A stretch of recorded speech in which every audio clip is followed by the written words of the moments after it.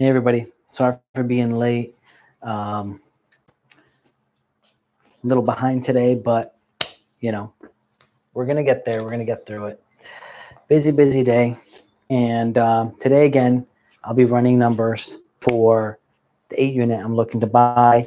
I'm gonna make a couple of changes to the numbers I put up here, showing you what is the difference between the interest rate, how it's going to affect the profitability, and the difference on the cash return with the amount of down payment.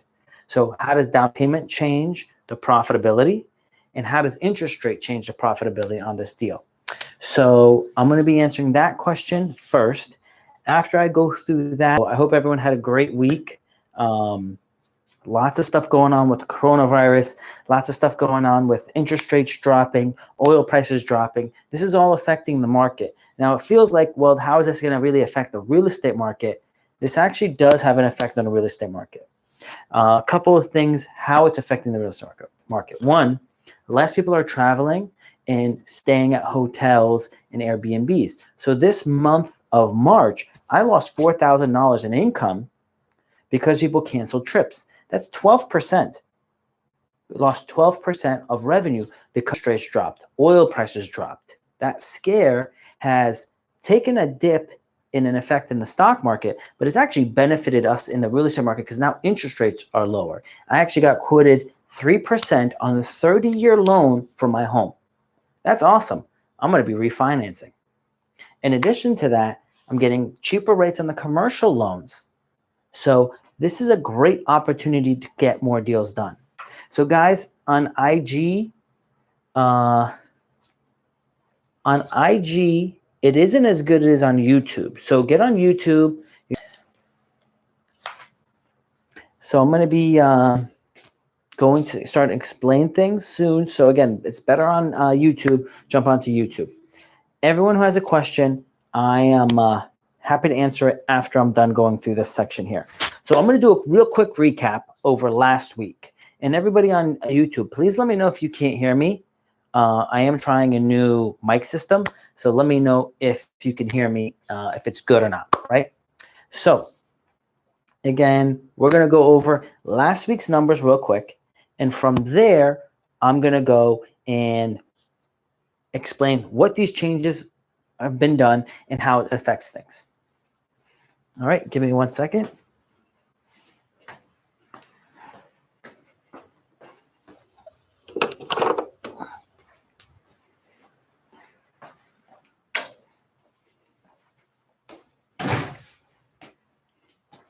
All right.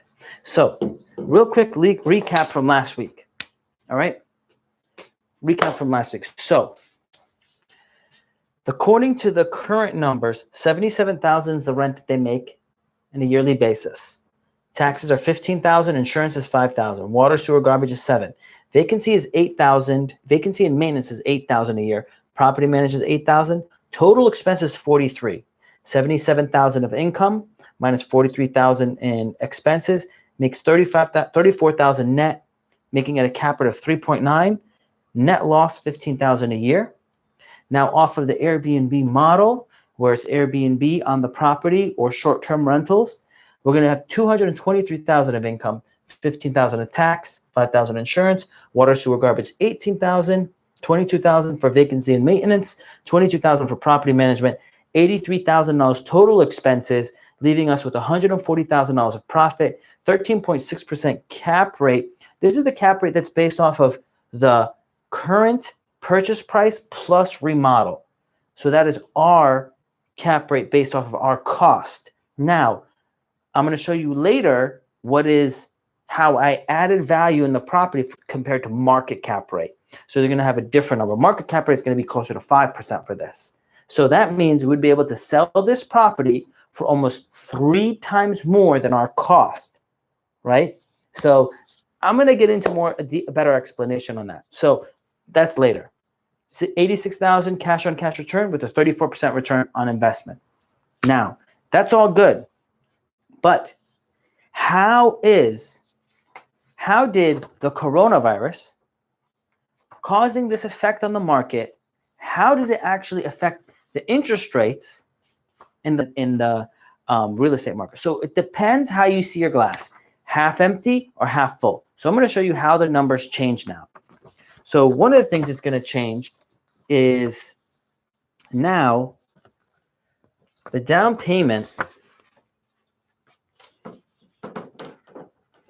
in the loan in interest rate.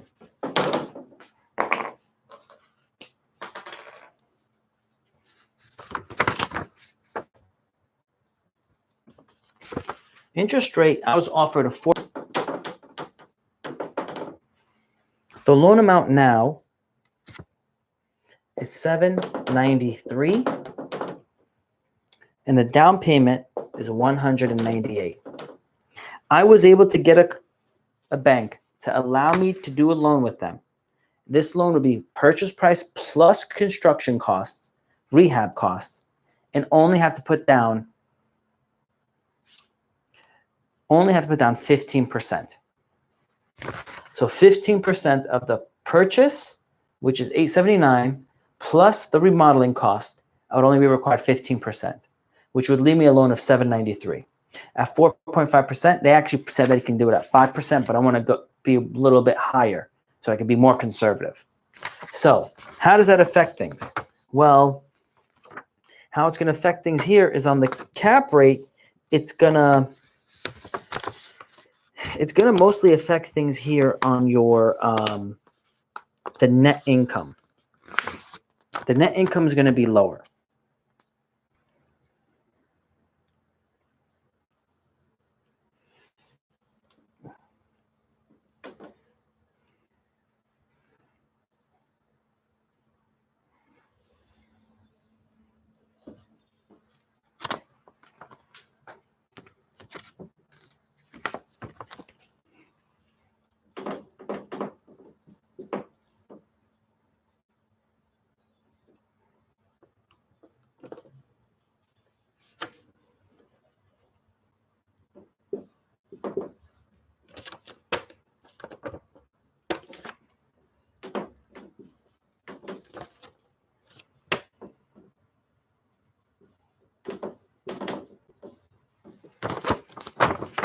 So how did it affect us?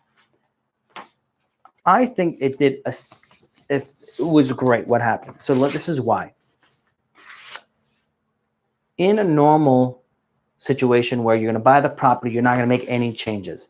But because you put down less money, you're actually going to have less profit because your loan is larger. So you're making your monthly payment is higher. But that's not our goal. Our goal is not to keep the property as is. The goal is to take the property and upgrade it. So we're going to make more money. And if we put down less money, a smaller down payment, this will allow us to make a larger percentage. Our cash on cash is 39.5%. Because the cash on cash return is based off of what is our profit annually based off of how much money we have invested in this deal. So since we have less money invested in this deal, we went from having 20-25% invested in the deal down to 15% of cost. We're going to have a higher cash on cash. I also did have less money earned per year, 8% less. So instead of 86,000 bring in, it's 78,000 bring in. But that doesn't matter to me because since I'm keeping more cash in my hand, I'm able to actually use that money to buy another property. So what questions do you have for me, guys, regarding this?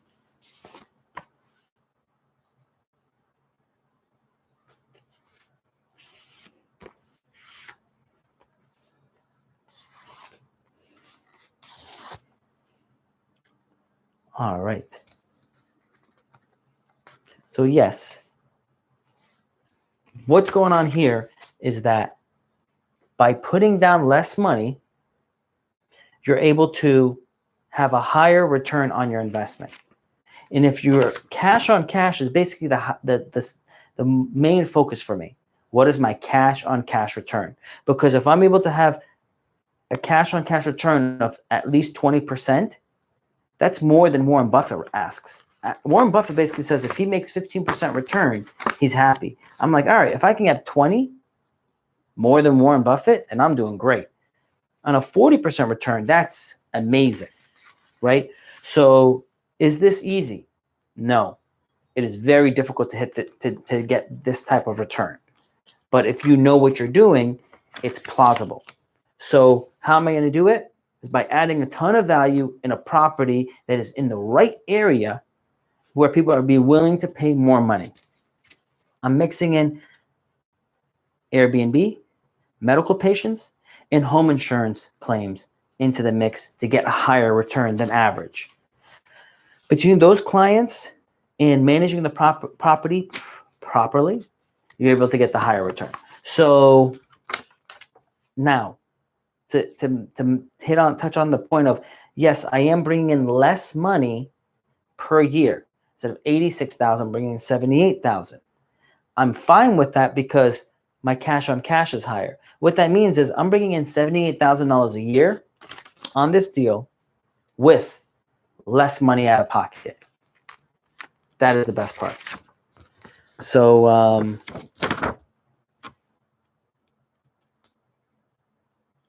right. Awesome. Now I'm going to go to Q&A. All right. So guys, what questions do you have for me? And can you guys even hear me? It feels like you guys can't hear me.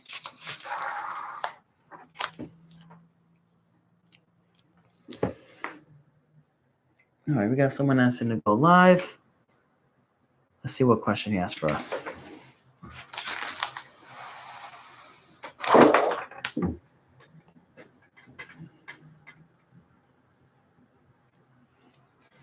All right. Again, connection on IG is not that good. So, yeah, I know on IG you can hear me. I was wondering if people on YouTube can hear me.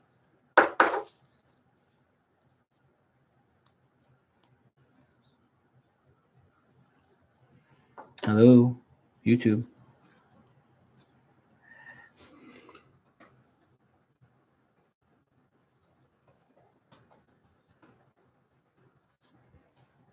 So what questions do you guys have on here? Let's see. On IG.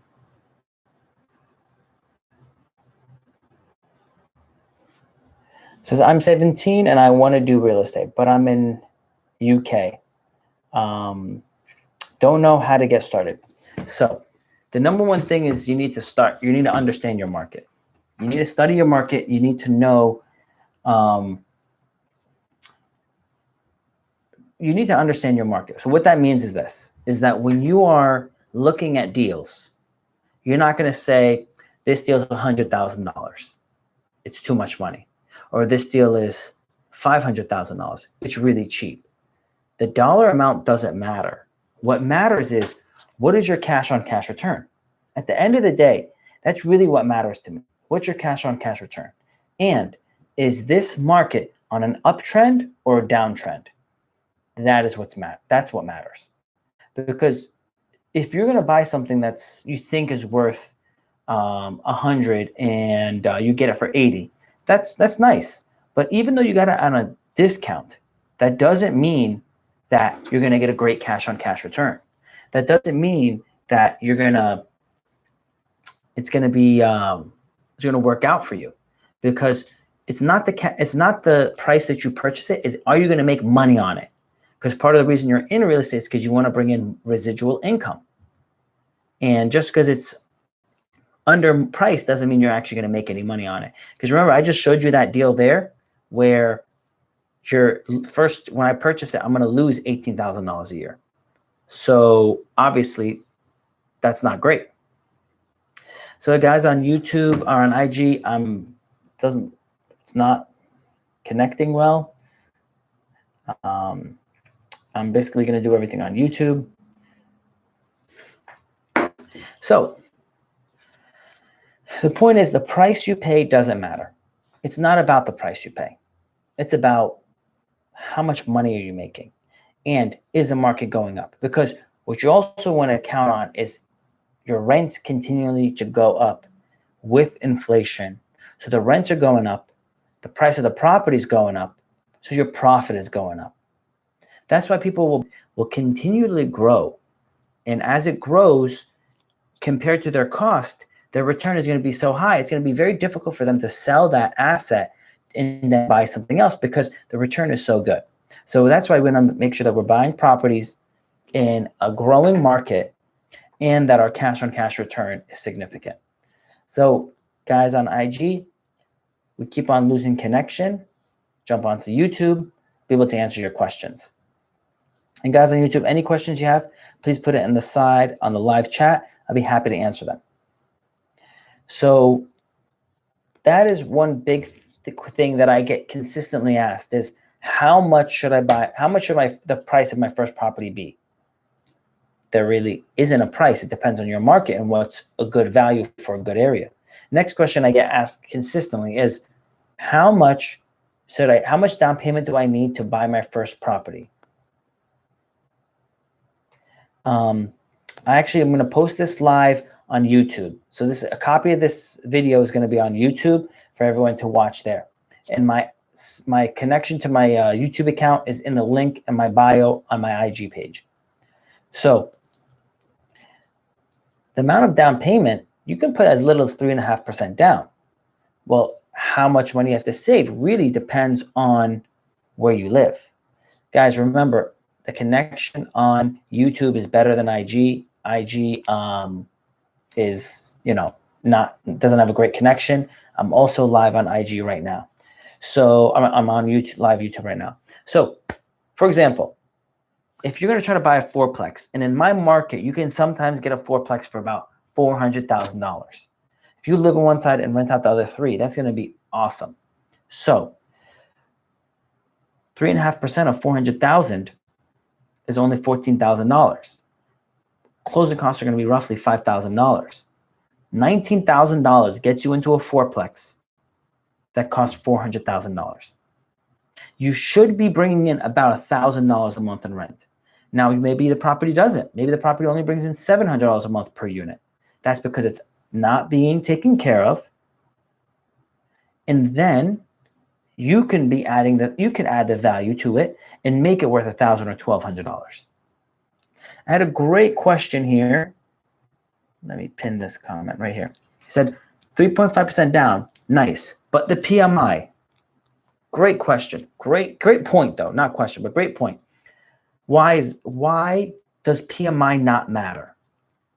If you're buying a property under what it cost, under value, PMI doesn't matter. You shouldn't be concerned how much money the bank's making. Oh, well, the bank's charging me PMI and the bank's charging me this much interest and all these other things. That means you really care about how much money someone else is making. That shouldn't be your problem. You should have really one focus. Am I going to make money in buying that property? Because if you're finding a good deal and you're buying it under market value and you can add value to it and you can accelerate the appreciation of the property, right? You can put in $20,000 into the property by fixing it, painting it, and doing things around the building to add its value to increase rents.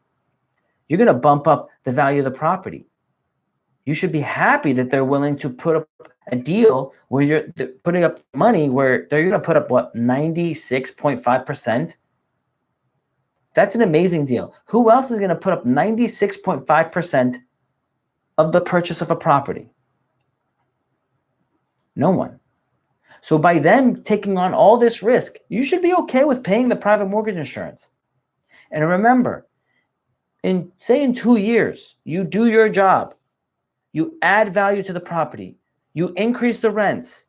If you go and go for a refinance, you should be able to reappraise it. And at that point, by you adding all the value, you should be under 80% loan to value.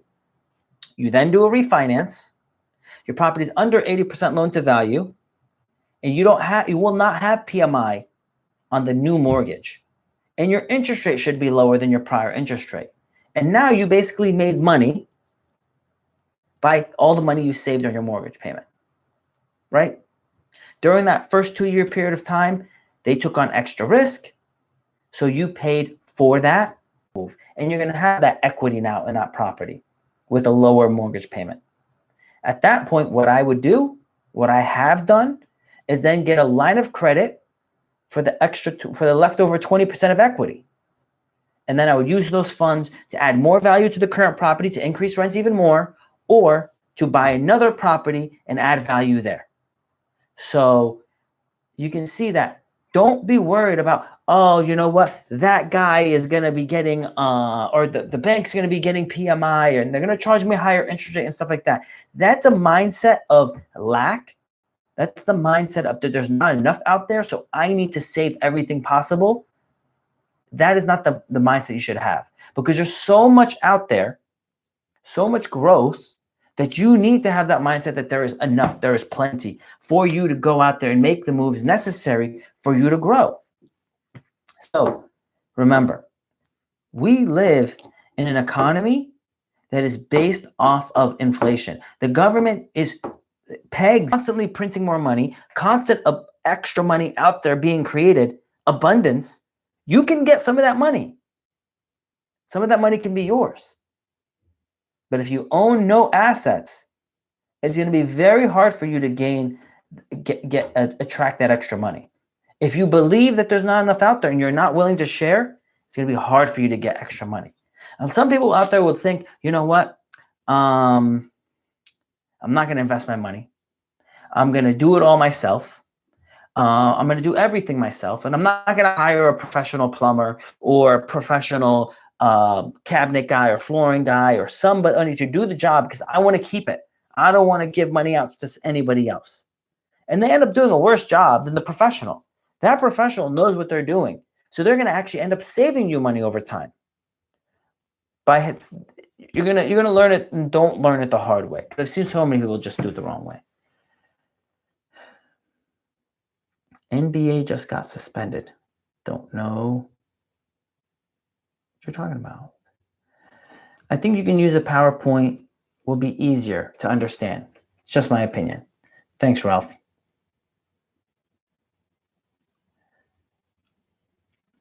Amelia says, of course, because you don't want to take 15 years. You're like 65 years old, 60 years old, and you're going to want to pay off your property, fine.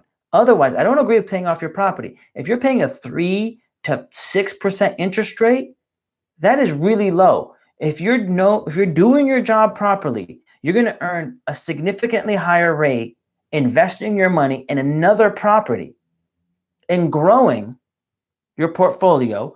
That asset is going to be growing because inflation in the country is going to cause it to grow. And the loan that they owe, because of inflation, the dollars that you have to pay back that loan with are going to be worth less.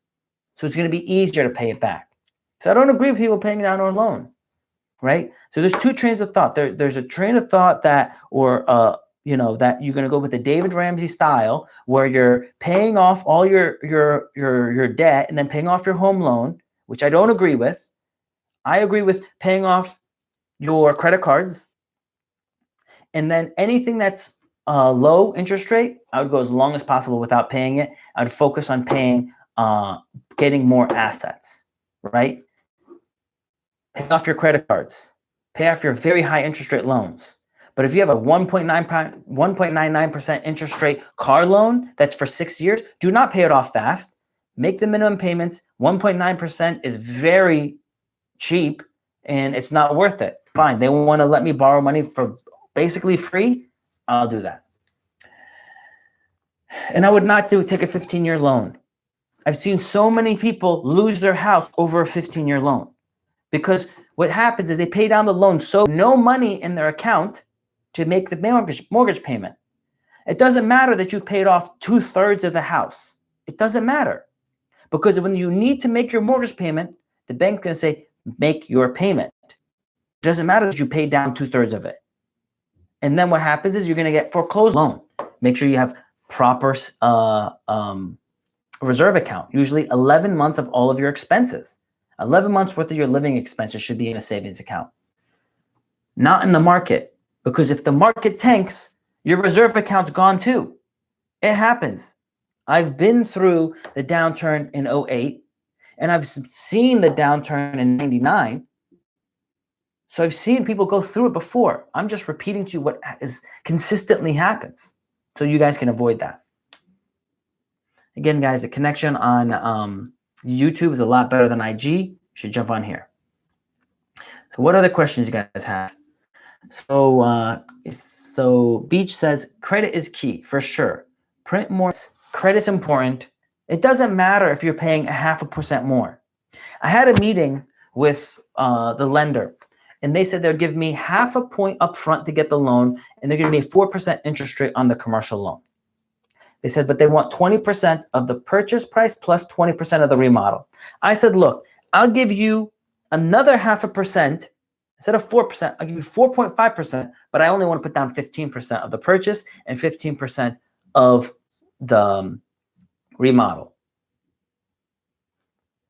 That saves me $50,000. I'd rather have the $50,000 cash in my hand where I can take that money and buy more deals with it. Because all that does is it gives me about 33% more purchasing power. 33% more of the value of my portfolio could be for 33% more by getting the reduction in the amount of down payment I have to put down. That's significant, right? So that means instead of having a $6 million portfolio, I can have an $8 million portfolio. Or in this situation, I should probably be at like it could be at like a $10 million portfolio in the next year. I'll be at a $13 million portfolio. I'll take a $13 million portfolio that's cash flowing, right? And that's my goal. Large portfolio that's cash flowing, right? And then betting on inflation, betting on the government continually printing money, which is going to cause inflation. Are you investing in new people? I don't really invest in people. I don't know what you mean by that. I do have investors that invest with me, but I'm not investing in anybody else's stuff because the stuff in my market is very good right now. We're making a significant return, so I'm not looking to go anywhere outside of my market. So I kind of got something really good going, and I don't want to lose it. It says, can you please send me the recording? So I'm not sending anybody the recording. It is on YouTube for anyone to watch. Link to the YouTube in my bio on IG. And everyone on YouTube, you're already here. And smash the like button if you like what I've taught you guys so far. PMIs for conventional loans.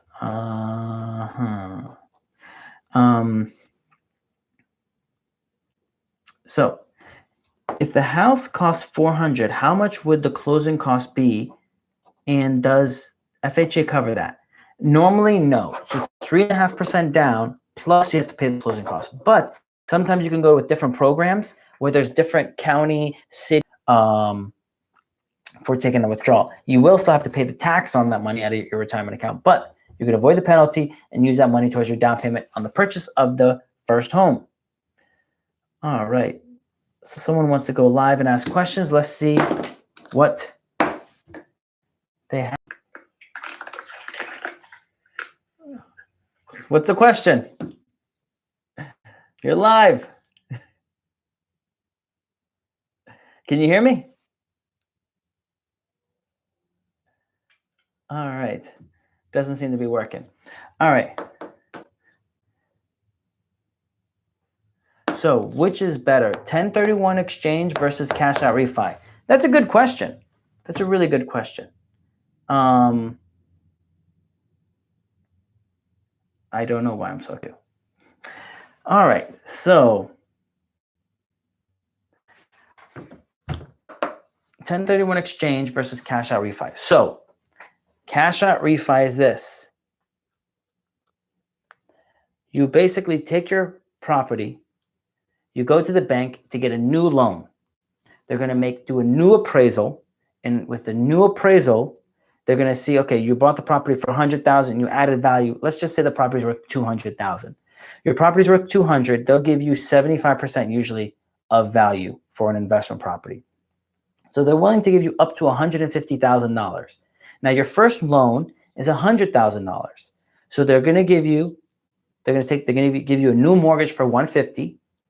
Out of the $150,000, they're going to take $100,000 and pay off the old loan. That old loan is gone. It doesn't exist. The other bank was paid off. There's $50,000 remaining. That $50,000 goes to you. They give you that cash. That's it, right? There might be some fees associated, but at the end of the day, you get the $50,000. In that transaction that just happened there, you did not pay any taxes because you didn't sell the property, you took a loan. There is no tax on taking a loan. So you can then use those funds to purchase another property or pay off high interest credit card debt, which is what a lot of people do. But the problem is not that they did it. The problem is then they go back and max out those credit cards again. They have not learned how to manage their income and expenses properly, where they're not just blowing more money than they're making. So that is a cash out refi. 1031 exchange is different. The reason someone would want to do a 1031 exchange instead of a cash out refi is because, one, they don't maybe love that property anymore. The other reason is because maybe they want to take out more equity than what's available, $8,000 of equity there. In a 1031 exchange, you could get another $100,000 in equity. Now, to do a 1031 exchange, you actually have to sell your property. So now you sold the property, you pay off the first loan of $100,000, you're left with, let's make believe there's no expenses to it. You get left with $100,000. Now, you can't use that money because it's with a company. It's with the 1031 exchange company. It's with the 1031 exchange company. They're holding your $100,000 and they're going to give it back to you once you buy a new property. So how it works: 1031 exchange, you sell your old property, all the profit goes to them, they hold the money for you, and then they take that money and they put it into your next deal for you.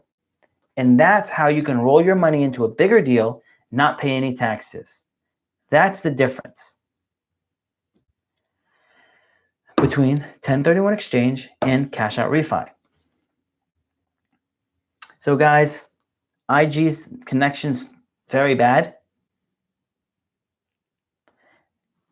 YouTube is a lot better. So join us on here. We'll be able to answer your questions. I'm going to be answering questions on here now. So John's question is, how much should your annual gross be to be approved for an FHA loan on a property of $400K?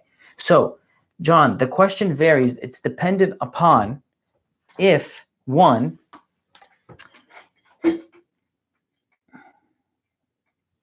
so it's dependent on one, is that a single family home where you're going to have to cover the whole loan amount? Two, is it based upon a fourplex where you're getting 3 additional rents plus you're covering 1/4 of it? It's going to depend based off of that information. So you're going to be better off with obviously a quadplex because, I encourage it. And you're going to be able to, it's going to be easier for you to qualify for the loan. So again, guys, YouTube, better connection, answering the questions on here. Come join us. Now, Stephen Robert says, hey, Pascal, what did I miss?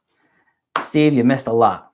So make sure you watch the whole video. It's going to be posted on YouTube. Peter, what's up, Peter? So Peter says, should I wait for the coronavirus to cause a recession and property values to start going down before I buy a fourplex? What I've found is a good property, no matter when you buy it, in a good area, is always hard to find. It's always hard to find. So if you find a good property in a good area for the right price, I wouldn't wait for it to go down because someone else is going to take it, and that person is probably not going to sell it for another 20 years. So, it's, I don't think it's really going to if you find a good deal, it won't make a difference. So Stephen Robert says, what is a 1031 exchange? A 1031 exchange is a ruling, an IRS ruling. Basically, when you sell the one property, you don't take any of the profit. It goes to the 1031 company. It holds the money for you. You then use that money to buy another property. You will not pay any tax on the gain for the sale of the first property. So, for example, you bought a property for $100,000. It goes up to $200,000 in value. You sell the property. You have a profit of $100,000. If you do a 1031 exchange of that money and say you take that $200,000 and you buy another property worth, say, $250 or $300, or in this, the best, what I would do is actually buy a property for $500. They will not charge you any tax on the $100,000 profit. And that's an amazing thing in the real estate game. That's a way we can build lots of wealth and not pay taxes. Where if you had stocks and bonds and you made those type of profits, you have to pay a lot of taxes. Now remember this, most of the time when you're owning a property, most real estate investors are depreciating the property, writing down the asset. So that is able to help you save money on the tax you would owe on the profit from the rent. So now the $100,000 property is being written down every year. So it's showing you owing 100, is being worth 100, your initial purchase, now dropping to say 90, 80, 70,000 after 10 years. So now when you sell at 200, you're actually going to show $130,000 profit. You basically are able to sell that property, roll over to the next property and not pay taxes on the 130. And that's the benefit of being a real estate investor. So what question do you have for me, guys? A $500,000 property in a down market? Well, remember, some locations, those properties don't go down. You know, in some good markets, even during the recession, barely went down. Especially multifamily real estate had very small reduction in value when the market tanked. So it's not that simple, right? It's really not that simple. Now, condos take a hard hit when the market goes down, but I never like investing in condos. They're, even in a bad market, they usually never get low enough to make enough return to justify, having it. Like, unless you're planning to do something else with it, it's normally not worth it. Normally, you can always find an exception to that, but it's normally, I think, a duplex or fourplex gets you the best returns until you can get to the level of doing bigger deals. Julian says, hey, Pascal, I live in central Orlando and been trying to learn my market. I know you spent years studying before you buying your first. Do you recommend I expand my search out of Orlando or learn my area? Julian, I buy in my market, right? Pinellas, Pasco, and Hillsborough. But really, I only buy in mid-Pinellas. Like, if you ask me mid-Pinellas, I'll know almost every single property in the market. And within minutes, and if not seconds, I will literally know if I'm going to buy a property or not when it comes up for sale. So if you want to be good and you want to compete, you want a real shot, I'd pick one market and know it very well, extremely well, that if someone's going to offer you something within minutes, you'll know if you want to buy it or not, if it's a profitable deal or not. If you can't do that, then what is it going to be worth? Like, you know what Bruce Lee says? Bruce Lee says don't worry about the guy that practices 1,000 punches one time. So Bruce Lee says, don't worry about the guy that practices 1,000 punches one time. You should be worried about the guy that practices one punch 1,000 times. Because he's going to be super good. He's going to be very accurate. He's going to be very powerful. So what does it matter if you know all those markets and you're not powerful? You can't make any moves because someone else is going to make the move. It's better for you to get very good at your market and make the move, right? So that's my piece of advice. Hugo says, should I have an LLC for each property? Hugo, it depends on what level you're at and what type of loan you can get. At the beginning, all 23 of my units were under my name. I didn't have an LLC for any of them. Because the type of loans I could get, that's what was available to me. But now I have an LLC for all my properties. Obviously, they're larger, so it's a different game. But really depends, Hugo. Peter says, is there a housing shortage in Tampa Bay? What are the vacancy rates there? Growing, growing, growing. So we're going to consistently have a housing shortage, right? Where, let's just say upstate New York is going to have probably a surplus because a lot of people are leaving, you know? So yeah, we're still, vacancy rates are very low. Mine is like 99% occupancy. Like I rarely have a vacancy, and my rents keep going up, 10%, 5% every year. So it's definitely in a great market to be in. Julian says, master that one punch 1,000 times. Perfect. Thank you. You're welcome. And again, if you like my answers, smash the like button. All right, guys, let's see. What other questions you have? It says, I want to get into wholesaling in Colorado Springs. Any keys onto how to start? So first, again, the first thing you do is know your market, because you can't offer anybody money on their property if you don't know what the prices are worth.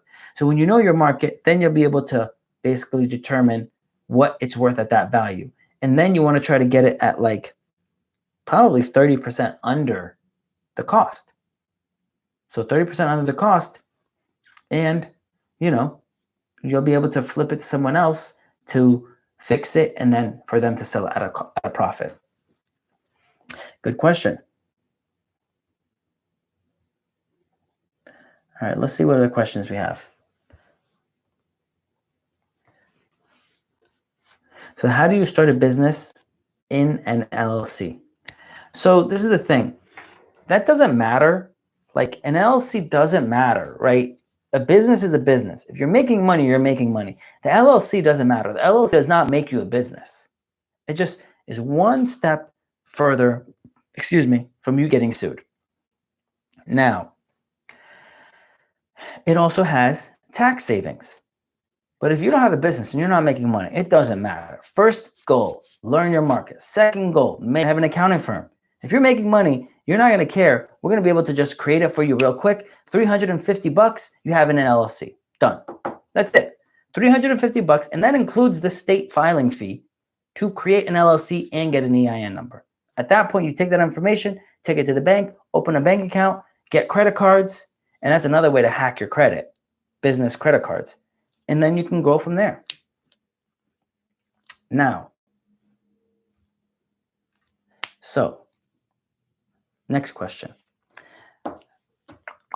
Peter says, what do you do with LLC after you sell the property? So it depends.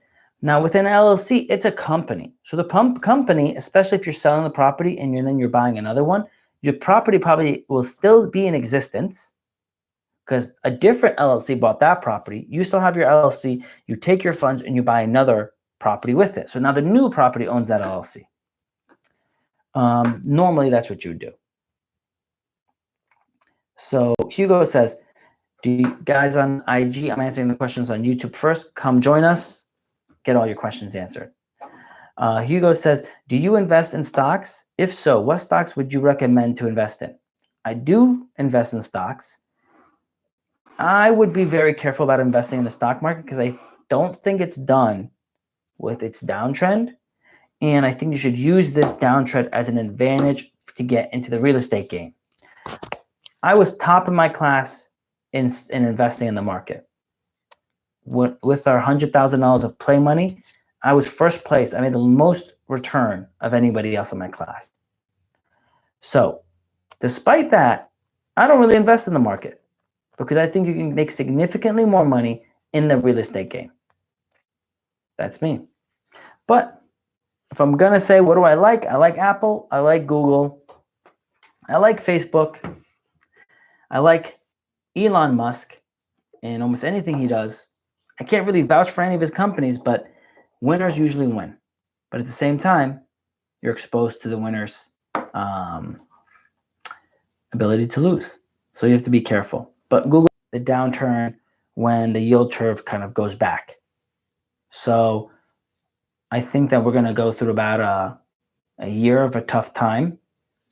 I think it's in the boiler pot. It's going to relieve pressure, but it's not going to resolve our major issue. Our major issue is our country has an extreme amount of debt, personal consumer debt, college debt, and that's going to be a lot of pressure on the country, which is going to come back to bite us later. They're going to buy their way out of this one again with more money printing and more QE, quantitative easing. So because of that, it's really going to kick the can down the road with the problem. And the bigger problem is going to come up later. I think one of the things that's going to probably solve our major problem and also temporarily solve it because we have an extreme issue with overspending is going to be legalizing marijuana and taxing it. When they do that, it's going to help bring in more money to pay down the national debt. At that point, they really need to pull back their spending. Otherwise, they're going to start increasing taxes, right, on people. So there definitely needs to be, people need to be careful. Buy assets, and then you'll be able to be a little bit more protected from all the inflation that's going to come. So next question I have here. Colby says, a beginner book for learning about real estate with zero background knowledge. Before I go to a seminar, I'd like to read up on it. So Colby, I don't think you should go for a seminar for a while, especially 99% of the seminars you're going to go to are not going to teach you actually how to go learn anything about real estate. Like I went to Grant Cardone's event thinking, okay, maybe I can learn another level of real estate. He didn't teach anything about real estate, right? I'm thinking about holding an event in Florida in like June or July where people can come for like 3 days and we'll go deep dive into real estate and I can do analysis for their markets and then just kind of teach them on how I view deals so they can learn how to do deals themselves and analyze deals. But read, the concept is Rich Dad, Poor Dad. That book you have to read. And if you DM me on IG, I'll send you the link of all the books that I recommend people to read to change their mind. Because once you change your mind, you'll be able to change everything else in your life. What courses would you recommend as a newbie? Honestly, there's not really any that I could think of.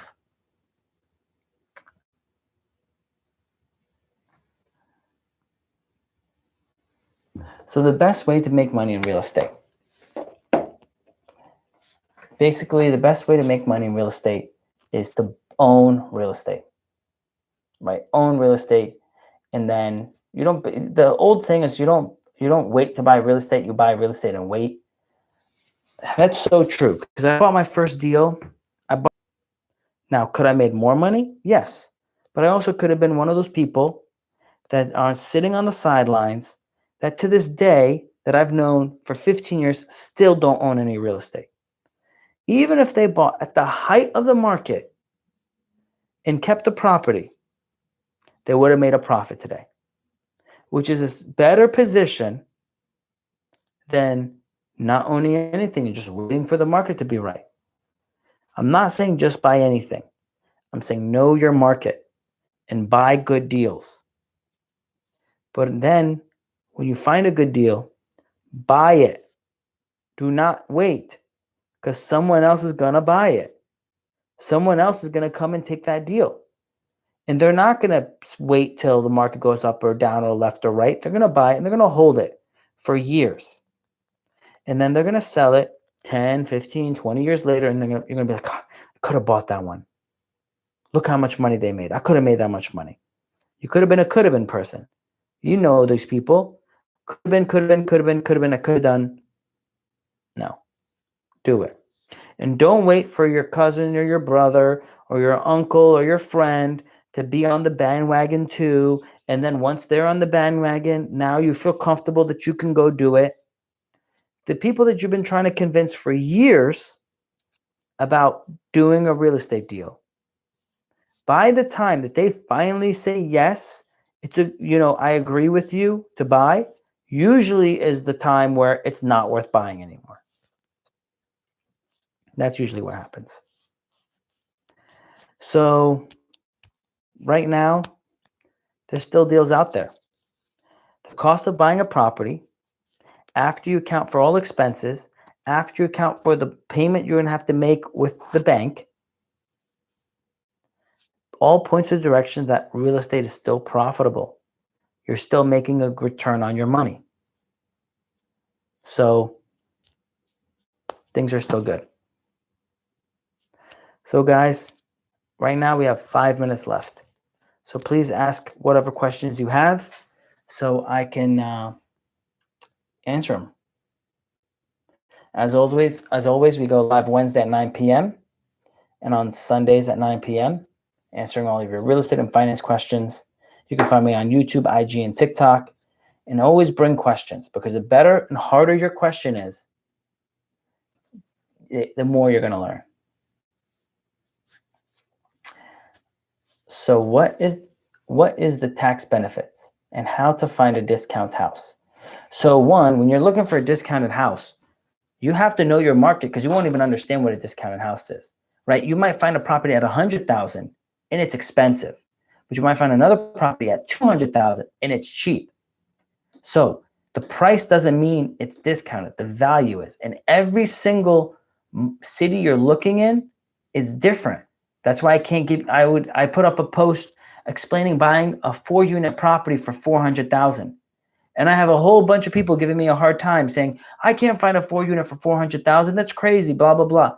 Okay, in my market, you can find that. I get it. In your market, you can't. But understand the concept. The concept is what you're supposed to learn. So, 2, what is tax benefits? Tax benefits, what that means is there's benefits to owning real estate, which means you pay less, investors pay less taxes. They have more deferral options. Hugo has a question that says, it is a good idea to invest in stocks right now and hold it. Hugo, I think there's going to be some more downturn. So if you're saying, hey, is it better now than if to buy it in 6 months? I don't know that answer. Is it going to be better now than it is in probably 10 years? Probably so. But that is the question. I don't have the answer to that. But I do know that things are cheaper now, but I don't think it's done. I think there's more to come. So I got a comment here that says, I want to buy an old house and remake it in studios. Worth the investment? It can be worth the investment to do that, but you have to see, can you do it? Will the zoning permit it? Because a lot of places won't allow you to do it. So you have to make sure you're allowed to do it. Great info like always. Thanks, Pascal. You're welcome. With students. I mean, if you're looking at student housing, that's a whole nother thing, right? And you have to be careful, because you have to make sure, are you able to do that? Right? Is it legally allowed, and how many people can live there? Raphael says, very nice info. Thanks.